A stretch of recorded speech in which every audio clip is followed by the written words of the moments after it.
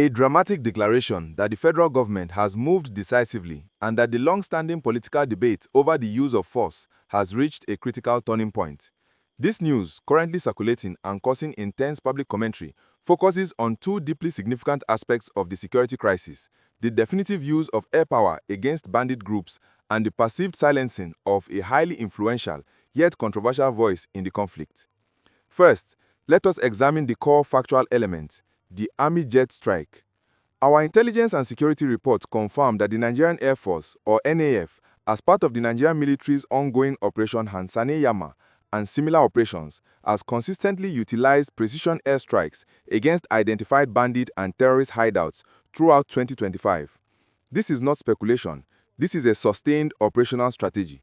For example, in the last few months alone, the NAF has successfully conducted precision airstrikes on bandit camps in Kaduna State, notably in Chikun local government area, and has been relentless in its operations across Zamfara and Katsina, neutralizing scores of criminals and destroying their logistics networks. Following the tragic mass abductions, including the one in Kwara State, the Nigerian Army headquarters intensified operations, with the NAF deploying fighter jets to strike bandit hideouts across forested councils in the north-central region.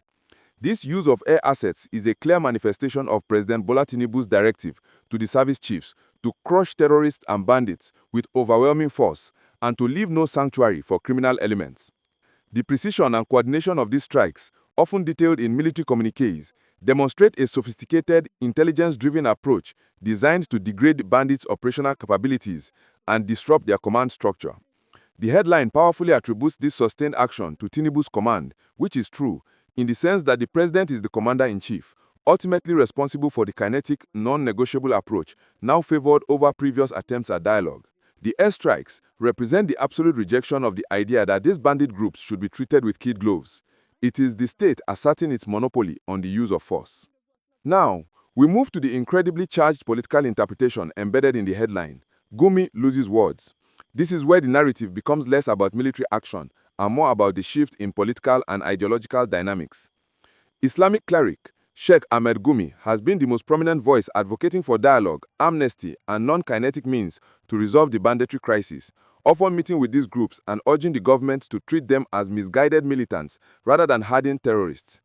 In fact, he has publicly criticized the idea of US or foreign military intervention, warning it will be counterproductive.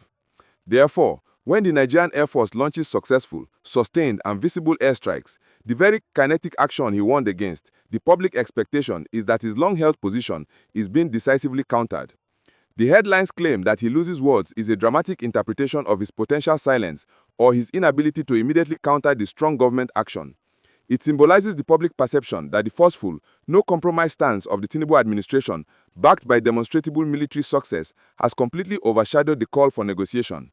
This silence or lack of immediate and strident pushback suggests a palpable shift in the public discourse, where the demand for swift, hard justice has drowned out the call for amnesty.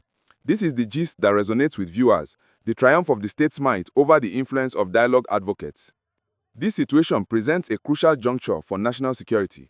The president's policy is clearly one of full kinetic engagement, viewing the bandits and terrorists as criminals who must be eliminated or brought to justice, not pacified. The continued airstrikes are crucial for maintaining momentum and proving that the threats of the armed groups, even the recent audacious ones against the president, will be met with overwhelming and targeted firepower. To effectively maintain this momentum and to ensure that Gumi truly remains without a viable counter-argument, the Nigerian military must couple these powerful airstrikes with meticulous battle damage assessment and follow-up ground operations. They must ensure that the hideouts are permanently destroyed and that the surviving criminal elements are captured, thereby cutting off their lines of escape and denying them the opportunity to regroup.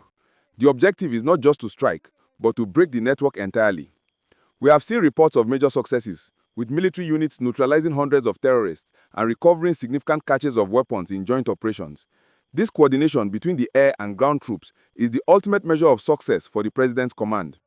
The public, relieved by the sight of decisive military action, is now demanding that this intensity be sustained and expanded, providing permanent security to communities that have been ravaged for years. The challenge for the Tinubu administration is to ensure that this momentum does not slow down and that the success of the military operations translates directly into the safe return of all kidnapped victims and the long-term restoration of peace. This definitive action by the jets directly linked to the president's leadership, is a powerful statement about the current direction of the country. If you are encouraged by this display of force and want to see it sustained until all bandits are crushed, please hit the like button right now. And if you are interested in the future of Nigeria's security, please make sure you subscribe to our channel for continuous in-depth coverage. We want to know your thoughts on this major development. Do you believe sustained airstrikes, regardless of calls for dialogue, are the only effective way to end the banditry crisis now? Share your views below and let us know what concrete steps you want to see next from the government.